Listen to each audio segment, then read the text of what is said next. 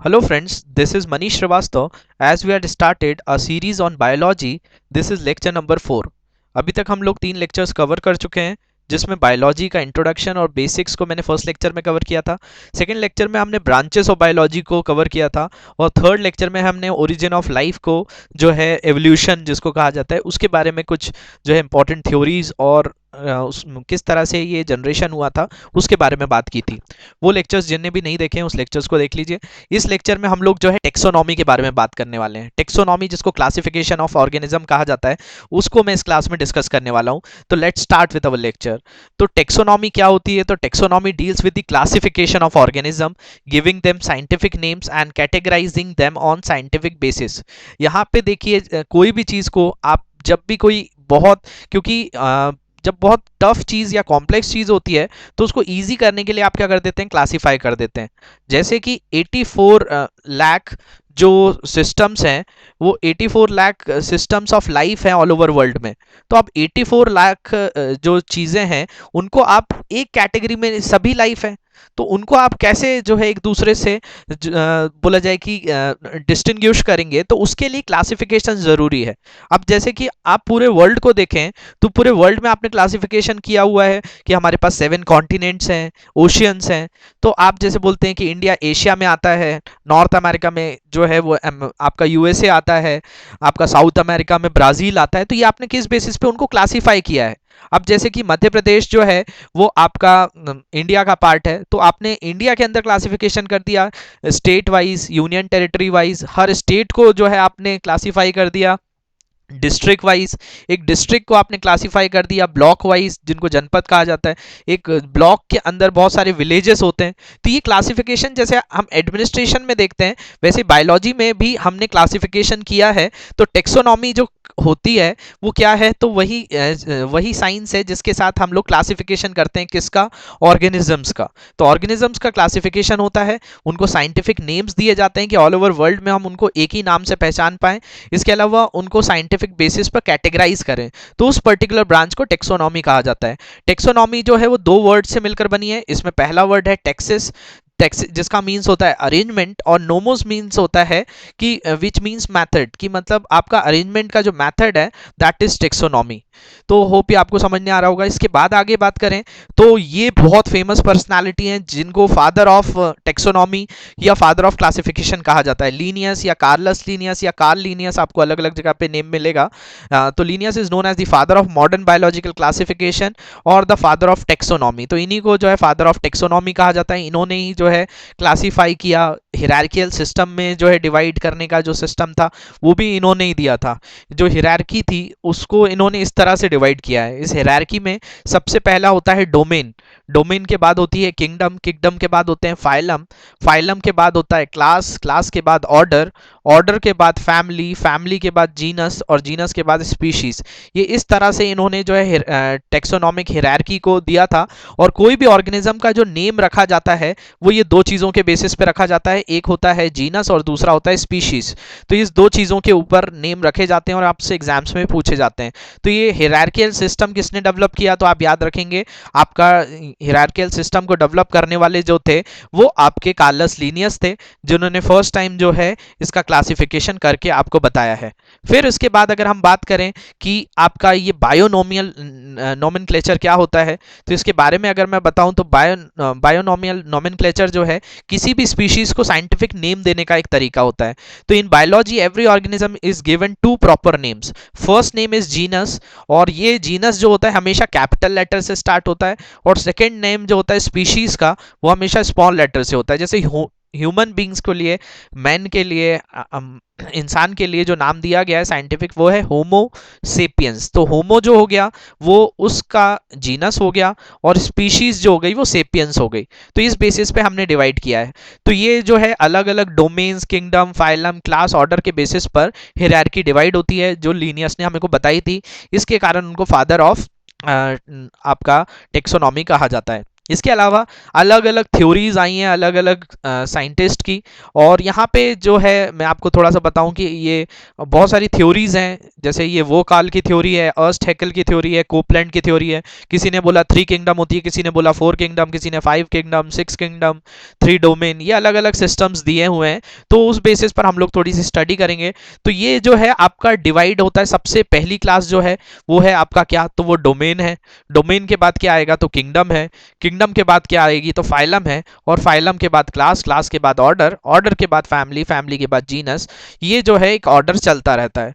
तो ये यहाँ पर जो है आपसे एग्जाम्स में क्वेश्चन आ सकता है कि आपका जो टेक्सोनॉमिक हायरार्की होती है उसका ऑर्डर आपको एक्सप्लेन करना है। या आपसे कई बार ये भी पूछ लिया जाए कि आपका डोमेन से छोटी यूनिट कौन सी होती है, या सबसे बेसिक यूनिट टेक्सोनॉमी की कौन सी होती है। तो वो आप याद रखेंगे यहाँ से कि टेक्सोनॉमी की सबसे बेसिक यूनिट स्पीशीज है, सबसे बड़ी यूनिट डोमेन है। डोमेन कोई जो है आपका बोला जाए कि बोला जाता है कि आपका किसी भी पर्टिकुलर डोमेन जो होता है वो किसी चीज़ को डिवाइड करता है, और डिवाइड करके वो किंगडम्स में डिवाइड कर देता है। और इन किंगडम्स को जगत कहा जाता है। और फिर संघ, वर्ग, गण, कुल जो होती है, वंश, जाति, इस तरह से ये जो है हिरारकी आपकी डिवाइड होती है। तो आपको तो मेनली ये नेम्स याद रखने हैं और कुछ ज़्यादा नहीं रखना है। इसके बाद जो है एक जो मेन चीज़ आपको समझनी है, जो यहाँ से क्वेश्चन आपको बनेगा और आप आसानी से उसको सॉल्व कर सकते हैं, वो है आपको कुछ नेम्स याद करने हैं जो कि बायोनॉमियल नोमेनक्लेचर पे बेस्ड हैं। इसमें सबसे पहले बात करें तो ह्यूमन बींग्स या मैन के लिए नेम दिया गया है होमोसेपियंस, ये आपको डायरेक्ट एग्जाम में आ जाएगा। जैसे कैट है तो फेलिस डोमेस्टिका, फेलिस उसका जीनस और डोमेस्टिका उसकी स्पीशीज। फ्रॉग राना टिग्रेना है। डॉग जो है वो कैनिस फेमिलियरिस है। काऊ बोस इंडिकस है। मैंगो को मैंगनीफेरा इंडिका बोला जाता है। वीट का ट्रिटिकम एस्टिवियम है। राइस ओरजाया सटाइवा है। पी को स्पाइसम सटाइवम कहा जाता है। ग्राम को साइसर एराइटनम है। तो ये कुछ इंपॉर्टेंट नेम्स हैं। जैसे मस्टर्ड का मस्टर्ड के ऊपर भी 2-3 बार पूछा गया है आपसे। पोटैटो के बारे में भी पूछा गया है। तो ये कुछ इंपॉर्टेंट जो चीज़ें हैं यहाँ पे मैंने इंक्लूड करी हैं, जिनको आप याद रखेंगे, जो एग्जाम्स में आपसे कई बार पूछी जाती हैं। तो ये एक एरिया है जहां से आपको एग्जाम्स में क्वेश्चन मिलेगा कि आपसे या तो आपको ऑर्गेनिज्म का साइंटिफिक नेम दे दिया जाएगा और उससे ऑर्गेनिज्म का रियल नेम पूछा जाएगा, या आपसे जो है ऑर्गेनिज्म का नेम दिया जाएगा और साइंटिफिक नेम पूछा जाएगा। जैसे मैंने आपको बताया कि मस्टर्ड 2-3 बार एग्जाम में पूछा गया है, जिसको ब्रासिका कॉम्पेस्ट्रिस कहा जाता है। ग्राम यहाँ पे मैंने बताया ही है। हाउस फ्लाई जो मक्खी होती है उसको मस्का डोमेस्टिका कहा जाता है। तो ऐसे कुछ कुछ नेम्स हैं जो साइंटिफिकली आपसे एग्जाम्स में पूछे जाते हैं। तो ये चीज़ आप याद रखेंगे। इसके बाद अगर हम बात करें तो टेक्सोनॉमी के क्लासिफिकेशन की थ्योरीज आई हैं, और ये अलग अलग बायोलॉजिस्ट के अकॉर्डिंगली अलग अलग है। वो काल ने 1977 में जो है क्लासिफिकेशन किया था 3 डोमेन्स में। ये 3 डोमेन क्लासिफिकेशन कई बार एग्जाम में पूछा गया है कि वर्ल्ड डोमेन ने कितने पार्ट्स में जो है क्लासिफिकेशन किया है। तो ये आर्किया, बैक्टीरिया और यू कैरियो या यूके बैक्टीरिया के नाम से इन्होंने ये 3 डोमेन जो है क्लासिफिकेशन बताया था। और ये इन्होंने किंगडम क्लासिफिकेशन भी बताया, जिसको 6 किंगडम क्लासिफिकेशन कहते हैं। इसके बाद अर्नस्ट हैकेल ने 3 किंगडम क्लासिफिकेशन बताया था। कोपलैंड ने 4 किंगडम क्लासिफिकेशन बताया था। तो ऐसे सब ने अलग अलग थ्योरीज दी है, लेकिन जो सबसे मोस्ट एक्सेप्टेड थ्योरी है वो है आपकी एक 2 किंगडम क्लासिफिकेशन, जो कि कार्ल लिनियस की है। और उससे भी ज़्यादा एडवांस थ्योरी जो थी वो 5 किंगडम क्लासिफिकेशन जो विट टेकर की थी। तो ये 2 इंपॉर्टेंट थ्योरीज हैं जिन पे आपको मेनली ध्यान देना है। बाकी आपसे नेम पूछा जा सकता है कि 3 डोमेन थ्योरीज किसने दी है, आपका 4 डोमेन थ्योरी किसने दी है, या 4 किंगडम थ्योरी या 3 किंगडम थ्योरी किसने दी है। तो आप ये जो है ईयर वाइज इनके आप नेम्स याद रखें। इसके बाद जो मैं बता रहा हूँ क्लासिफिकेशन सिस्टम 2 टाइप का है। एक 2 किंगडम क्लासिफिकेशन जो कि ये प्रपोज किया था कार्लस लिनियस ने, इनकी बुक थी सिस्टेमा नेचुरा। ये क्वेश्चन भी आया है कि कौन सी बुक में दिया है। तो 1758 में इन्होंने इनकी जो बुक पब्लिश हुई थी उसमें बताया था कि ऑर्गेनिजम्स प्लांट्स और एनिमल्स में डिवाइड है। लेकिन जो रियल क्लासिफिकेशन किया वो विटेकर ने किया, और इनको रियल क्लासिफिके वैसे तो फादर ऑफ टेक्सोनॉमी लिनियस ही कहा जाएगा, लेकिन रियल बेसिस पर जो सही सेंसेस में जो क्लासिफिकेशन हुआ है वो किया है विटेकर ने 1769 में। कुछ कुछ टेक्स्ट में आपको यहाँ 1759 भी मिलेगा, लेकिन 1769 ही सबसे जो है मेन ईयर जो सभी राइटर्स कहते हैं वो 1769 है। एनसीईआरटी की कुछ बुक में 1759 भी दिया है। तो अगर अगर आपको एग्जाम्स में 1769 अगर ऑप्शन में नहीं दिखता है तो 59 जो है वो आप जो है ग्रुप डी के एक पेपर में एक बार पूछा गया था, तो वहाँ से मैं बता रहा हूँ, लेकिन 69 ही सबसे जो है मोस्ट एक्सेप्टेड थ्योरी है विटेकर की। और इन्होंने 5 डिवीजन में इसको डिवाइड किया है, मोनेरा, प्रोटेस्टा, फंगाई, प्लांटे और एनिमिलिया। ये 5 किंगडम ही जो मेन है, और किस बेसिस पे किया है उसको भी हम लोग थोड़ा सा देखते हैं। तो इसको अगर आप देखेंगे तो इस क्लासिफिकेशन की इंपॉर्टेंस क्या है इसको पहले बात करते हैं, फिर क्लासिफिकेशन कैसे किया है उस बेसिस पर हम लोग बात करते हैं। तो अरेंजमेंट जो ऑर्गेनिज्म का है, ग्रुप उनके ग्रुप के बेसिस पर, सिमिलैरिटीज और डिफरेंस के बेसिस पर उसको क्लासिफिकेशन कहा जाता है। और इसका इंपॉर्टेंस क्यों है, क्योंकि ये जो है आपका it makes the study of variety of organism easy and in systematic manner. तो ये कोई भी ऑर्गेनिज्म को जो है स्टडी करने के लिए आपको जो है इजी भी बना देता है और एक सिस्टमैटिक मैनर भी प्रोवाइड कर देता है। कि आप जैसे कि प्लांटे की बात करें तो प्लांट्स को अलग कर दिया, प्लांट्स भी लिविंग बींग्स हैं, एनिमल्स भी लिविंग बींग्स हैं, लेकिन जब आप उनको सेपरेट कर देते हैं तो उससे आपको ईजी हो जाती है चीज़ें। तो ईजी करने के लिए, उनको सिस्टमैटिक में रूप में पढ़ने के लिए ये जो है आपने क्लासिफिकेशन किया है। It helps to understand how the different organism has evolved with time, और इनका इवोल्यूशन कैसे अलग अलग टाइम पे हुआ है उस बेसिस पर हमने इसको क्लासीफाई किया है। It helps to understand the inter relationship among different groups of organism, और इनके आपस में क्या रिलेशन है उसको भी बताने के लिए क्लासिफिकेशन बहुत ज़रूरी हो जाता है। और it forms a base for the study of other biological science, जैसे बायोजियोग्राफी है तो उसको पढ़ने के लिए भी आपको ऑर्गेनिजम्स का क्लासिफिकेशन बहुत ज़रूरी है। तो लिनियस ने एक बहुत क्रूशियल वर्क किया है बायोलॉजी की फील्ड में। इसके बाद जो है आपका जो मोस्ट एक्सेप्टेड चीज़ है उसको 5 किंगडम क्लासिफिकेशन कहा जाता है। ये ट्री बेसिस पर है। इसमें जो फर्स्ट नंबर पे जो चीज़ आती है वो आपका मोनेरा है, सेकेंड नंबर पे प्रोटेस्टा है, थर्ड नंबर पे फंजाई है, और फंजाई थर्ड नंबर पे है। इसके अलावा फोर्थ नंबर पे जो है वो आपका प्लांटे है, और फिफ्थ नंबर पे जो है वो एनिमल्स है। तो ये ट्री बेसिस पर मैंने यहाँ पे आपको बताया है। इनको किस बेसिस पर आपने डिवाइड किया है वो भी मैं यहाँ पे डिस्कस कर रहा हूँ। यहाँ पॉइंट लिखा हुआ है आपका, मोनेरा जो होते हैं वो प्रोकैरियोटिक होते हैं और यूनिसेलुलर होते हैं। अब ये प्रोकैरियोटिक यूनिसेलुलर क्या होते हैं, इनको समझने के लिए आपको थोड़ा सेल्स वाला जो है लेक्चर में मैं आपको इन पे बहुत डिटेल में बताऊंगा। यहाँ पे मैं बस जस्ट इंडिकेट कर रहा हूँ कि आपने सुना होगा कोई भी चीज़, कोई भी लिविंग सेल्स के बीच में एक पार्ट होता है जिसको न्यूक्लियस कहा जाता है। तो जिनकी बॉडी के अंदर न्यूक्लियस वेल डेवलप हो जाता है वो हो जाते हैं यूकैरियोटिक, और जिन्हों में जो आपका बोला जाए कि सेल्स के अंदर न्यूक्लियस वेल डेवलप नहीं होता है तो वो कहलाते हैं प्रोकैरियोटिक। अब जैसे ह्यूमंस हैं तो ह्यूमंस में बहुत सारे सेल्स हैं, तो ह्यूमंस मल्टी सेलुलर हैं, लेकिन मोनेरा को बोला गया यूनिसेलुलर है, और ये एब्जॉर्ब करते हैं न्यूट्रिशन को, या ये फोटोसिंथेसिस या नॉन मोटाइल या एसेक्सुअल रिप्रोडक्शन में हेल्प करते हैं। तो ये मोनेरा को जो है आपको बस इतने वे में याद रखिए कि ये यूनिसेलुलर हैं, सिंगल हैं, और जिनके पास न्यूक्लियस डेवलप नहीं हुआ है। इसके बाद सेकेंडली आपको यहाँ दिख रहा होगा यूकैरियोटिक होते हैं, यूनिसेलुलर होते हैं या मल्टी सेलुलर हो सकते हैं। ये एब्जॉर्ब, इंजेस्ट और फोटोसिंथेसिस और सेक्सुअल और एसेक्सुअल जो है रिप्रोडक्शन करते हैं। इसके बाद फंजाई की बात करें तो ये यूकैरियोटिक हैं, इनमें जो है न्यूक्लियस डेवलप हो जाता है, मल्टी सेलुलर होते हैं, और ये नॉन मोटाइल सेक्सुअल रिप्रोडक्शन करते हैं। इसके अलावा प्लांट्स की बात करें तो ये भी यूकैरियोटिक होते हैं, मल्टी सेलुलर होते हैं, फोटोसिंथेसिस और सेक्सुअल रिप्रोडक्शन करते हैं। इसके अलावा फिफ्थ नंबर पे एनिमल्स हैं जो कि यूकैरियोटिक और मल्टी सेलुलर हैं, जो इंजेस्ट और मोटाइल सेक्सुअल रिप्रोडक्शन करते हैं। तो यहाँ पे ये जो है डिवीजन जो है और भी अच्छे से समझने के लिए मैं आपको एक फ्लो चार्ट से समझाता हूँ जिससे आपको बहुत ईजिली समझ में आएगा। इसमें बात करें तो ऑर्गेनिजम्स में सबसे पहला मोनेरा है। तो मोनेरा क्या होता है, तो प्रोकैरियोट्स है, मतलब ऐसा कोई ऑर्गेनिज्म जिसके अंदर बोला जाए कि बीच में एक पार्ट होता है जिसको आप क्या कहते हैं, न्यूक्लियस। ये बीच में न्यूक्लियस होता है, तो जिनके अंदर ये न्यूक्लियस ना हो उसको कह देंगे क्या, उसको कह देंगे आपका प्रोकैरियोट्स। और जिसके अंदर जो है आपका बोला जाए कि जिसके अंदर न्यूक्लियस डेवलप हो जाए वो क्या बन जाएगा, वो यूकैरियोट्स बन जाएगा। तो प्रोकैरियोट जिनके अंदर वेल डेवलप न्यूक्लियस नहीं होता तो उस कैटेगरी में कौन आ जाएगा, तो उस कैटेगरी में मोनेरा आ जाएगा। और यूकैरियोट्स वो हो जाते हैं जिनके अंदर न्यूक्लियस वेल डेवलप होता है। तो अब वेल डेवलप होने के साथ साथ इसमें भी क्लासिफिकेशन है कि किसी के अंदर यूनिसेलुलर हो सकता है, किसी के अंदर मल्टी सेलुलर हो सकता है। अब यहाँ पे प्रोकैरियोट्स में यूनिसेलुलर मल्टी सेलुलर नहीं हो सकता क्योंकि वो तो एक ही हो गया ना, क्योंकि आप इसमें फर्दर डिवीजन हो ही नहीं रहा, न्यूक्लियस से ही दूसरा न्यूक्लियस बन जाता है।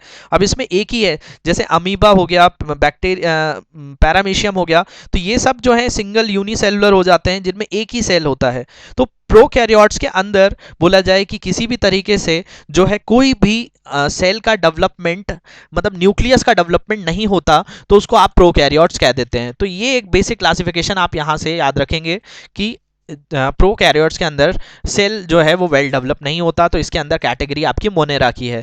और ये बहुत माइक्रोस्कोपिक ऑर्गेनिजम्स होते हैं, लेकिन जैसे बैक्टीरिया, साइनोबैक्टीरिया, आर्कियोबैक्टीरिया, ये सब आ जाते हैं मोनेरा के अंदर। ये हम लोग अभी देखेंगे, आपको बस क्लासिफिकेशन की बात कर रहे हैं अभी। दूसरा होता है यूकैरियोट्स, इसमें यूनिसेलुलर होगा जिसमें एक सिंगल सेल हो, और मल्टी सेलुलर में बहुत सारे सेल्स हो। तो यूनिसेलुलर अगर चीज़ होती है तो उसको प्रोटिस्टा कह देते हैं, और मल्टी सेलुलर हो तो उसमें किसी के अंदर सेल वॉल होती है, किसी के अंदर सेल वॉल नहीं होती है। तो एनिमल्स के अंदर सेल वॉल नहीं होती है, जैसे ह्यूमंस हैं तो ह्यूमंस के पास स्किन है, सेल वॉल नहीं है। लेकिन प्लांट्स के ऊपर बहुत आपने देखा होगा एक लेयर जमी होती है जो कि सेल वॉल होती है। मतलब आप कभी भी कोई प्लांट, कोई ट्री की बाहर देखेंगे तो बार्क जो होती है, छाल जो होती है, वो सेल वॉल टाइप सा होता है, और उसके अंदर सेल्स डेवलप होते हैं। तो ये दो तरह से डिवाइडेड है, फंजाई के अंदर जो नॉन ग्रीन और डू नॉट परफॉर्म्स फोटोसिंथेसिस है, और जो फोटोसिंथेसिस परफॉर्म करते हैं वो प्लांटे आ जाते हैं, और जो विदाउट सेल वॉल हैं वो एनिमिलिया हो जाते हैं। तो होप ये वाला फ्लो चार्ट से आपको ये क्लासिफिकेशन समझ में आया होगा।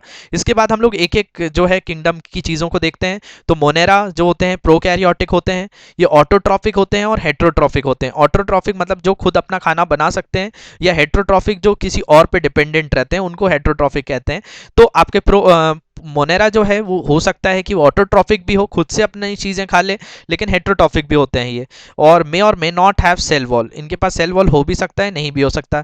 एग्जाम्पल में एनाबेना बैक्टीरिया और साइनोबैक्टीरिया और ब्लू ग्रीन एल्गे है। ब्लू ग्रीन एल्गे आपने देखा होगा, कहीं पे काई जम जाती है जो पानी के ऊपर, जो बहुत ग्रीन सी चादर सी होती है, उसको कहा जाता है ब्लू ग्रीन एल्गे।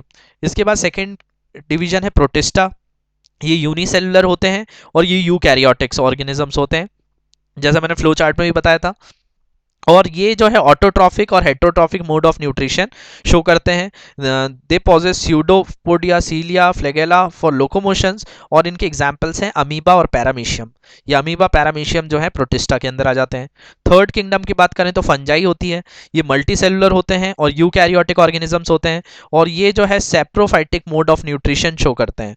और जो सेप्रोफाइटिक न्यूट्रिशन मतलब ये, जैसे आपने खाया होगा, मशरूम खाया होगा, तो मशरूम जो है एक सेप्रोफाइटिक मोड ऑफ न्यूट्रिशन है, कि ये जो होता है दूसरे किसी पे एक सिम्बायोटिक रिलेशनशिप क्रिएट करता है, जिससे ये दूसरे ऑर्गेनिजम्स से का जब बोला जाए कि जब वो सड़ने लगता है, जब वो डिकम्पोज होने लगता है, तो उससे ये पावरफुल होता जाता है। तो ये सेप्रोफाइटिक मोड ऑफ न्यूट्रिशन है जो आपका मशरूम की कल्टीवेशन में हेल्प होती है। इसके अलावा cell wall is made up of chitin, जो फंगाई के अंदर जो सेल वॉल होता है वो उसके अंदर एक प्रोटीन होता है जिसको काइटिन कहा जाता है। एग्जाम में कई बार पूछा गया है। They live in a symbiotic relationship with blue green algae, तो ये ब्लू ग्रीन एल्गे के साथ मोस्टली होते हैं, और उनको जो है एल्गे को जो है ये जो है एक तरह से फूड प्रोवाइड करते हैं, और वो उनको शेल्टर प्रोवाइड करते हैं। तो मास्टर स्लेव रिलेशनशिप होता है। ईस्ट, जिसको खमीर कहा जाता है, वो फंगाई के अंदर आता है। एस्परजिलस को भी इसके अंदर कैटेगराइज किया है। फोर्थ नंबर पे अगर हम बात करें तो प्लांटे हैं, प्लांट्स होते हैं जो कि मल्टी सेलुलर यूकैरियोटिक ऑर्गेनिजम्स होते हैं। इनके अंदर सेल वॉल होती है जो कि सेलुलोज से बनी होती है, जिसमें कार्बन, हाइड्रोजन, ऑक्सीजन होता है, जो कॉटन वगैरह में भी मेनली यूज होता है। इसके अलावा they prepare their own food by the means of photosynthesis, तो ये अपना फूड किसी और पे डिपेंडेंट नहीं होते हैं। इसके अलावा किंगडम प्लांटे सब divide into Thallophyta, bryophyta, pteridophyta, gymnosperm, angiosperm, seeds के साथ, सीड्स के बिना। तो ये भी हम समझेंगे प्लांट किंगडम जब हम अलग से पढ़ने वाले हैं, आपको बस यहाँ क्लासिफिकेशन देखना है। इसके अलावा एग्जाम्पल्स की बात करें तो पाइन, फर्न्स और आपके कई ट्रीज होते हैं जो इसके अंदर क्लासीफाई किए गए हैं, जैसे मैंगो ट्री वगैरह मैंने बताया आपको। इसके बाद जो लास्ट किंगडम है वो है आपकी एनिमलिया, जो एनिमल्स हैं जिसमें ह्यूमंस भी हैं। ये मल्टी सेलुलर यूकैरियोटिक ऑर्गेनिजम्स होते हैं जिनके पास सेल वॉल नहीं होता है। ये हेट्रोट्रॉफ्स होते हैं, ये दूसरों पर ही डिपेंडेंट होते हैं जैसे humans. The organisms in kingdom Animalia can be simple और कॉम्प्लेक्स, ये सिंपल और कॉम्प्लेक्स हो सकते हैं। ये जेनेटिकली डाइवर्स होते हैं, बहुत सारे टाइप्स होते हैं इसमें। They exhibit an organ system level of organization, जैसे हमारी बॉडी में अलग अलग सिस्टम वर्क कर रहे हैं वैसे ही एनिमलिया में भी होते हैं और it is subdivided into phyla such as Porifera, Coelenterata, Echinodermata, Chordata, Mollusca वगैरह, ये सब मैं पढ़ाऊंगा आपको। तो इसके एग्जाम्पल आप याद रखें, अर्थवॉर्म, हाइड्रा, ये सब एनिमेलिया के हैं। तो ये क्लासिफिकेशन मैंने जो किया है वो लीनियस की थ्योरी को डिस्कस किया, इसके अलावा अलग अलग क्लासिफिकेशन की थ्योरीज को पढ़ा हमने, हिरार्की सिस्टम पढ़ा, बायोनोमियल नोमेनक्लेचर के बारे में देखा, इसके अलावा किस तरह से ऑर्गेनिजम्स को डिवाइड किया गया है। तो ये ओवरऑल जो है आपका क्लासिफिकेशन का लेक्चर मैंने यहाँ पे कवर किया है। ये आपके एग्जाम के लिए बहुत बेनिफिशियल होने वाला है और बहुत ईजी वे में इसमें आपको मैंने चीज़ें बताई हैं। तो इसको आप अच्छे से देखें, इसके हैंड रिटन नोट्स बनाएं, और अगर आपको हमारे लेक्चर्स पसंद आ रहे हैं तो कमेंट सेक्शन में ज़रूर बताएं। Thank you very much.